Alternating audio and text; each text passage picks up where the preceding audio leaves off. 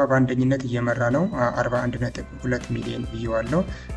ሁለተኛ ደረጃ ደግሞ አዳማ፣ ሶስተኛ ደግሞ ጅማ፣ አራተኛ ሐዋሳ። የቴዲ አፍሮ አልበም በየት ሀገር ላይ በጣም ተደመጠ የሚለውን እናያለን ማለት ነው።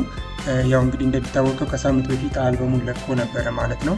ያ የሱ የሰራቸው ሙዚቃዎች የት ሀገር ላይ በደንብ ቪው አገኙ ወይም ደግሞ ኢንተርናሽናሊ እንዴት ምን ያህል ስኮር አገኙ የሚለውን እናያለን ማለት ነው። እሱንም ለማድረግ ምንድነው የምናደርገው ዩቲዩብ ሙዚክስ ቻርት ብለን ሰርች እናደርጋለን ማለት ነው። እንደምታዩት ይመጣልናል ማለት ነው። የመጀመሪያውን ሊንክ ክሊክ አድርገን እናልፋለን። ኦኬ ከገባን በኋላ እንደምታዩት እንግዲህ ይህ ኢንተርፌስ ነው የሚመጣልን ማለት ነው። ስለዚህ እኛ ምንድነው የምናደርገው እዚህ ጋር መተን የቴዲ አፍሮን ስም መጻፍ ነው ማለት ነው። ወይም ደግሞ የሙዚቀኛውን ስም እንጽፋለን ማለት ነው። ስለዚህ ቴዲ አፍሮ ብለን ኢንተር እንለዋለን።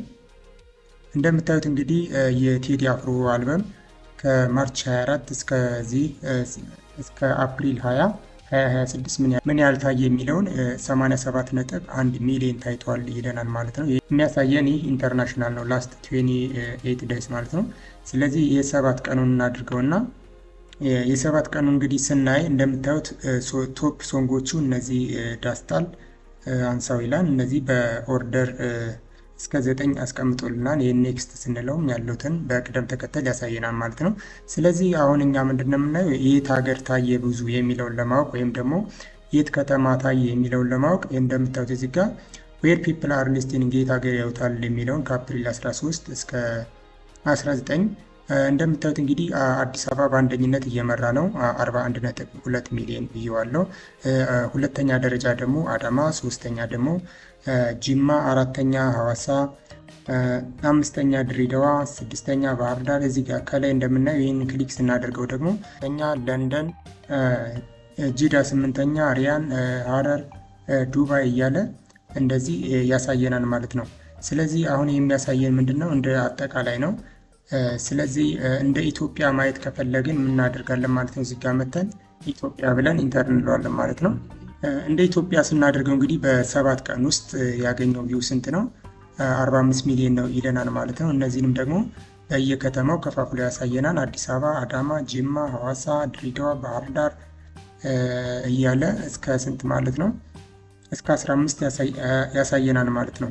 እና እንዲሁም ደግሞ አሪፍ ፐርፎርም ያደረጉትንም ቪዲዮዎችንም ያሳየናል ማለት ነው።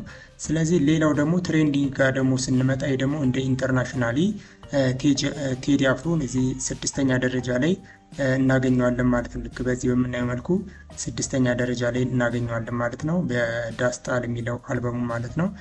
ሌላው ወረድ ደግሞ ስንል እዚህ 16ኛ ሰመመን የሚለውን ደግሞ እንዲሁ 16ኛ ደረጃ እናገኘዋለን ማለት ነው። እዚህ ላይ እንግዲህ በ25ኛ ደረጃ ደግሞ ጀንበር የሚለውን ሙዚቃ እናገኛለን ማለት ነው። ስለዚህ የቴዲ አፍሮ አልበም መነጋገሪያነቱ በዚህ ልክ እንደቀጠለ ነው ማለት ነው። ይህን ይመስላል ማለት ነው። ሌላ ትሬንዲንግ ሙዚክስ ቪዲዮ ላይ ብንገባ ይህ እንደ ኢንተርናሽናሊ ፐርፎርም ያደረጉ ሙዚቃዎችን የምናይበት ሳይት ነው ማለት ነው። ይህ የሚያሳየን ምንድን ነው? ዩቲዩብ ላይ ያላቸውን ፐርፎርማንስ ቤዝድ ያደረገ መረጃ የምናይበት ሳይት ነው ማለት ነው። ምን ብለን የገባ ነው? ይህንን ሰርች ማድረግ ነው። ዩቲዩብ ሙዚክስ ቻርት ብለን ሰርች ብናደርግ ይመጣልናል ማለት ነው። ስለዚህ በዚህ መልኩ ማየት ይቻላል ማለት ነው። እዚህ መተን የአርቲስቱን ስም መጻፍና ሰርች ማድረግ ነው። ከዛ ምን ያህል ፐርፎርም እንዳደረገ ያሳየናል ማለት ነው። ቤተሰብ የዛሬ ቪዲዮ ይህን ይመስል ነበረ። ሀሳብ አስተያየት ካላችሁ ደግሞ ኮሜንት ሴክሽን ላይ ጻፉልኝ። በሌላ ቪዲዮ እስከምንገናኝ ኪፕ ክሬቲቭ ባይ